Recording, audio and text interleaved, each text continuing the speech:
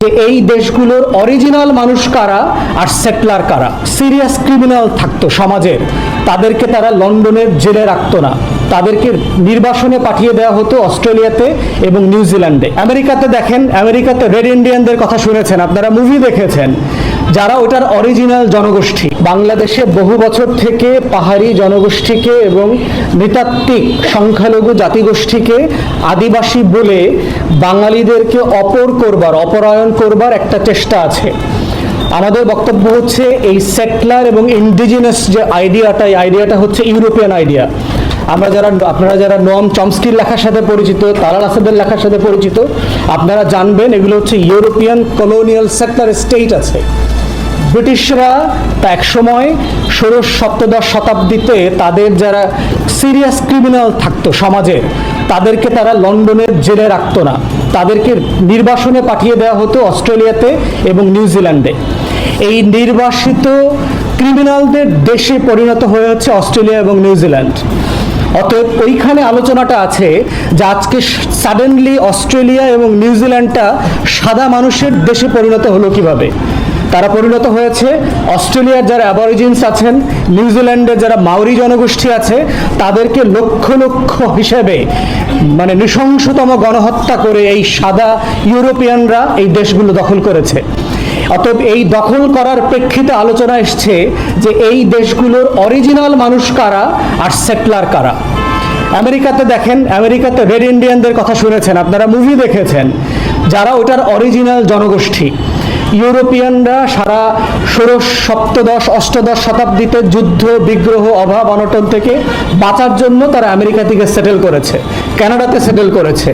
স্প্যানিশরা যখন দক্ষিণ আমেরিকা দখল করে, ল্যাটিন আমেরিকা দখল করে, তখন তারা দক্ষিণ আমেরিকাতে গিয়ে সেটেল হয়। অতএব তারা ওই অঞ্চলের জনগোষ্ঠী ছিল না, তারা অন্য দেশ থেকে গিয়ে সেটেল করেছে। বাঙালিরা এই দেশের মানুষ, তারা চট্টগ্রামে থাকলে, পার্বত্য চট্টগ্রামে থাকলে তারা সেটলার হয় না। কারণ পার্বত্য চট্টগ্রামের যারা পাহাড়ি জনগোষ্ঠী, তাদের বয়স 250 বছর, 300 বছর, 350 বছর। 250 বছর আগে ত্রিপুরা থেকে, কম্বোডিয়া থেকে, মঙ্গোলিয়া থেকে অথবা বার্মা থেকে আসলে অরিজিনাল আদিবাসী হয় না, হতে পারে না। এই পুরো জনগোষ্ঠীর আদিবাসী হচ্ছে বাঙালিরা। অতএব সেটলার বলবার মধ্য দিয়ে কিছু কিছু জাতীয় গণমাধ্যম এবং তথাকথিত কিছু দেশ বিক্রি করা বুদ্ধিজীবী দালালরা যেটা বলবার চেষ্টা করছে, বাঙালিরা হচ্ছে অপর, বাঙালিরা কোনো দেশ দখল করে ওখানে যায় নাই সাদাদের মতো। অতএব সাদাদের চোখ দিয়ে পার্বত্য চট্টগ্রামকে দেখবার যে ভুল নীতি আমরা দেখতে পাচ্ছি, এটা বন্ধ করতে হবে। এটা বাংলাদেশের স্বাধীনতা, সার্বভৌমত্ব এবং আমাদের জাতীয় স্বার্থের পরিপন্থী। তাহলে আমাদের মিলনের জায়গা কোথায়? সূত্র হচ্ছে বাংলাদেশিতা। আমরা সবাই বাংলাদেশি। যে যেখান থেকে 250 বছর আগে আসছেন, যে যেখান থেকে ত্রিপুরা থেকে আসছেন, যে যুদ্ধ থেকে পালায়া বায়ানমার থেকে, বার্মা থেকে আসছেন অথবা মঙ্গোলিয়া থেকে আসছেন, আপনারা সবাই এখন বাংলাদেশি। আপনারা শত শত বছর ধরে এখানে আছেন। অতএব আপনাদের জাতিসত্তার অধিকার আছে, আপনাদের নাগরিক অধিকার আছে। এই প্রত্যেকটা অধিকার আমরা স্বীকার করি এবং আমরা বারবার দাবি করেছি তত্ত্বাবধায়ক সরকারকে সিরিয়াসলি তদন্ত করে কোথায় কোথায় অন্যায্যতা হচ্ছে এটার সমাধান করতে হবে। চতুর্থ বক্তব্য হচ্ছে যে সারা দুনিয়াতে আমরা দেখেছি যে জাতিগত বিভেদ এবং যে টেনশনগুলো আছে, এগুলোকে যুদ্ধ করে, মারামারি করে, সামরিক বাহিনীর অস্ত্র দিয়ে এটা সমাধান হবে না। এটা সমাধান হচ্ছে রাজনৈতিক প্রসেসে প্রত্যেক সম্প্রদায়ের সাথে আলাপ আলোচনা করে কার কোথায় ক্ষোভ আছে, বঞ্চনা আছে, না পাওয়ার কষ্ট আছে, সেই কষ্টগুলোকে অ্যাড্রেস করতে হবে।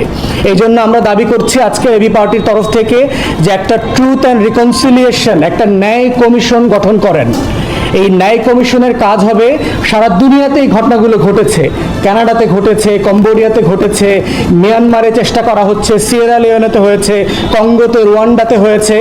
এই জাতিসংগত সংঘাতগুলোকে আলোচনার মধ্য দিয়ে কার কি প্রাপ্যতার ঘাটতি আছে সেটা অ্যাড্রেস করেন, সবার কষ্টের কথাগুলো শোনেন, চাকমা সম্প্রদায়ের কষ্ট কোথায়, মারমা সম্প্রদায়ের কষ্ট কোথায়, সাঁওতাল, মারিন্ডি অথবা খাসিয়া সম্প্রদায় অথবা অন্যান্য যারা জাতিগোষ্ঠী আছে, কুকি, চীন যারা আছে, প্রত্যেকটা জনগোষ্ঠীর কষ্টের কথা আমাদের শোনা দরকার।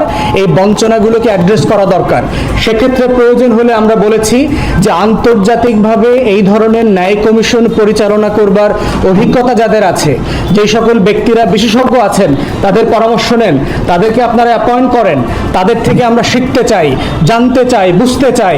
কারণ এই রাষ্ট্রটাকে মারামারি এবং সহিংসতার মধ্য দিয়ে আমরা এগিয়ে নিতে পারবো না। সকল নাগরিককে তার অধিকারের মধ্য দিয়েই শুধুমাত্র রাষ্ট্রকে এগিয়ে নেওয়া যাবে।